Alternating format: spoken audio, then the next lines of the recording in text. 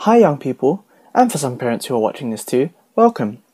It's exam period time, and we know how stressful that can be, right? Well, this bite-sized webinar video hopes to help navigate and minimize possible stresses during our exam period. I hope by the end of this video we have learnt a thing or two about minimizing the stresses that exams often carry. My guess is you're probably supposed to be revising right now, right? Well, unless you're watching this just before Sabbath, then you're not. So with no time to lose, let's jump right in. Do you feel stressed at the thought of your exams? I can remember the same feeling. We can define stress as a state of mental or emotional strain or tension resulting from adverse or very demanding circumstances. In this case, we know it to be our exams. Research has shown, as you can see on screen, that stress causes a whole host of issues both physically and mentally, none of which are helpful to us in the run-up and sitting of our exams. Now, no matter whatever level of education you're in, albeit secondary, pre-university or university, most of these generalized advices apply. Please do utilize the handouts distributed last Sabbath to supplement your specific needs, as this webinar aims to offer broad advice. Let's go through some tips of before, during and after exams to help us along the way. Before exams, 12 tips. See the exam revision techniques and memorization skills handout. A copy of the syllabus.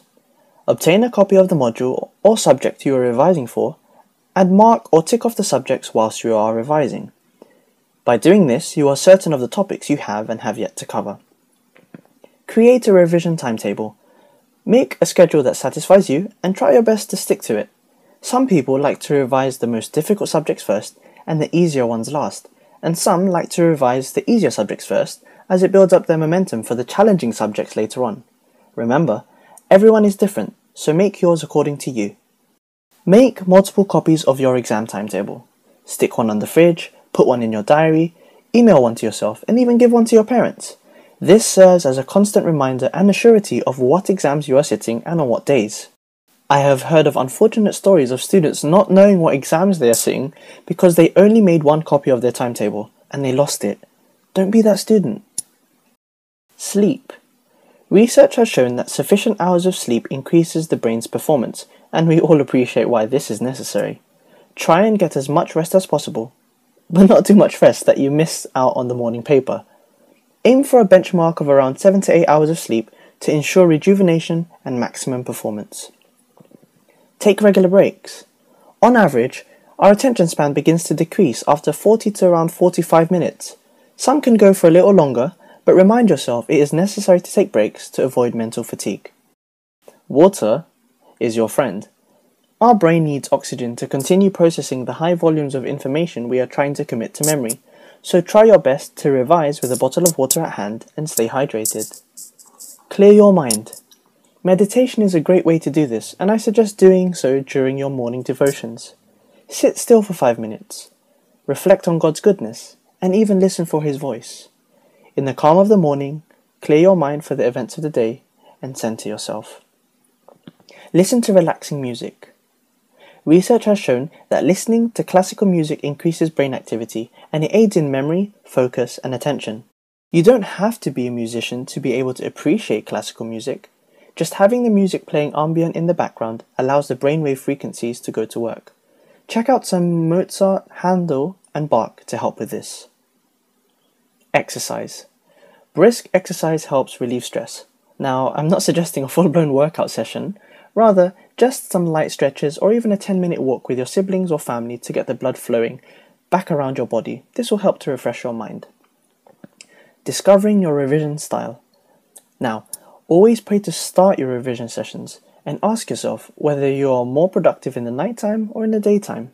Are you a visual learner, a learner by listening or by taking notes, or by presenting?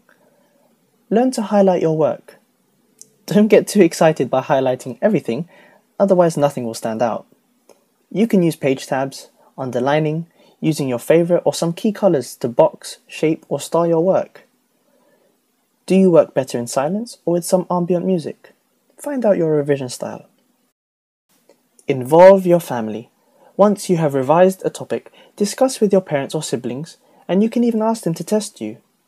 Which leads me to the next point, which is consolidate your learning. There is no point to revise if there's no way to summarize or recap or even test that you have retained the information. Explain to someone what you've just revised in simple terms. Einstein puts it like this: if you can't explain it simply, you don't understand it well enough. So try and explain it to someone else. Even though you're on study leave, teachers are still available to speak with, so do consult them if you have any issues also. All this exam talk sounds so serious, doesn't it? Here's some exam humour just to give us a short break. For our first commercial, let's look at science.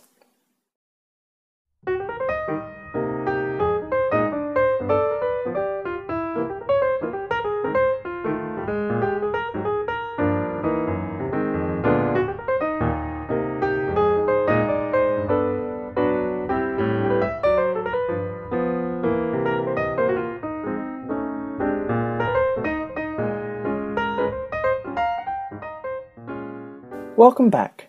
This next section is for our parents, with 5 tips to help your young person during their exam period time. Pray. Make it known to your young person that you are praying for them. There is nothing more comforting knowing that the people you love are supporting you through prayer. Support. I personally found out during university that focused study sessions drain energy out of me more quickly than physical exertion. Being mentally fatigued is a big deal. So try and support your young person the best way you can, whether it is by visiting them to talk and offer encouragement, or by making light refreshments like hot chocolate and toast to give their minds a break, and even praying with them during their study breaks. Pray. Pray before leaving the house. Prayer is so powerful, that's why we're mentioning it again. Praying with your young person before they leave is such a morale boost, and it feels amazing. Your young person will feel that they are supported. It gives them a brighter outlook for the day. If you are unable to be with them in the morning, try and give them a call before their exam. But not during the exam, okay, Mom?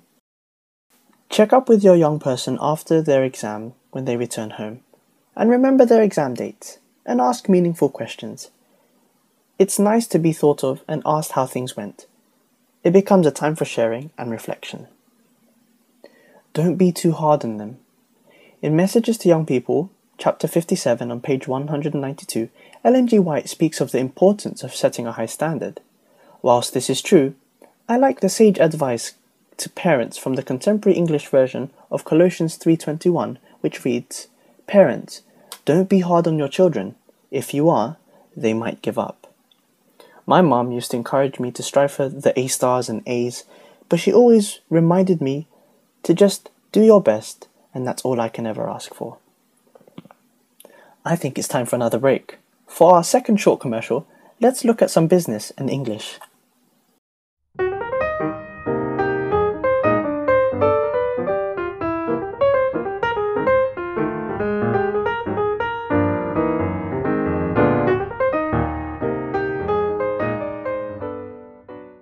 Welcome back.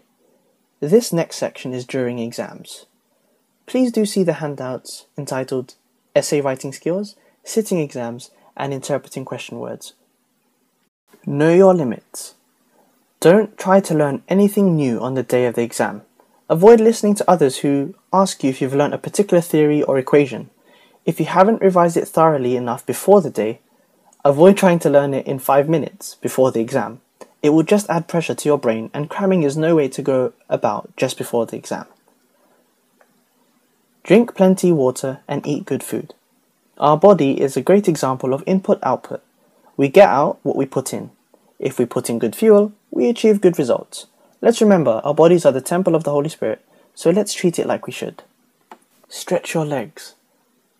I remember playing a full-blown football match before one of my maths exam papers, and I even came in late. Try to avoid doing anything that will put your mind and body in a panic. I ended up using 10 minutes of that exam to cool down. I suggest taking a brisk walk 10 to 15 minutes before an exam to stretch your legs and calm your mind to prepare yourself for the exam. By the way, I still managed to ace that maths exam, just don't tell my parents. Stationery. Always bring a spare of everything. Of course, according to the exam. You can never have enough pencils and pens, and always bring a spare.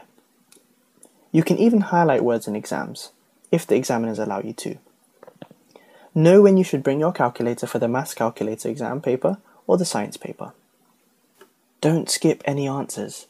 Use the handouts from last week to focus on the specifics, such as essay writing and distinguishing questions. And here's an important piece of advice. If you have nothing to write, try your best to write something down. Marks are generally not subtractive in nature, and you may get something for writing it down or for working it out. Go over your paper once you've finished. I had a friend who overlooked the paper and he didn't see the back until 10 minutes before the end, and there was an extra question there. It seems to be funny until it happens to you, so be thorough and check your answers before you leave.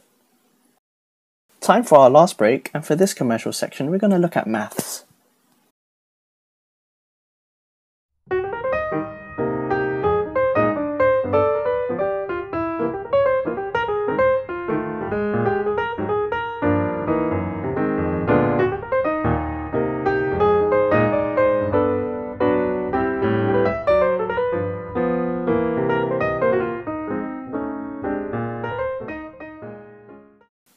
Welcome to our final section.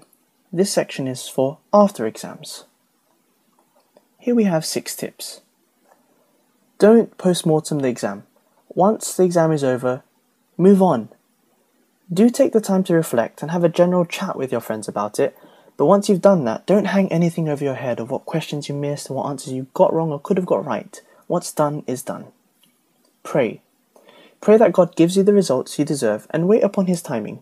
If you're feeling anxious, remember Philippians 4, 6 and 7. Philippians chapter 4, 6 and 7. Go ahead, pause the video now and read it. Relax. You've done the hard work, now relax. Treat yourself. Go out and chill. I'll leave that to you, as it seems to be one of the most favourite things to do during revision. Think positively. The Dalai Lama said this: if a problem is fixable, if a situation is such that you can do something about it, then there is no need to worry. If it's not fixable, then there is no help in worrying. There is no benefit in worrying whatsoever. The Bible says in Matthew chapter 6:34, therefore do not worry about tomorrow, for tomorrow will worry about itself. So in other words, think positively. Don't be afraid. God said, do not be afraid 365 times in the Bible. There must be a very good reason why He said that, don't you think? Claim His promises in Isaiah chapter 41 verses 10. Aim high. These exams are not definitive of who we are. It's just a benchmark to get us through to the next stage in academia. Let's shift our focus on not about us achieving the grades, but God blessing us with them.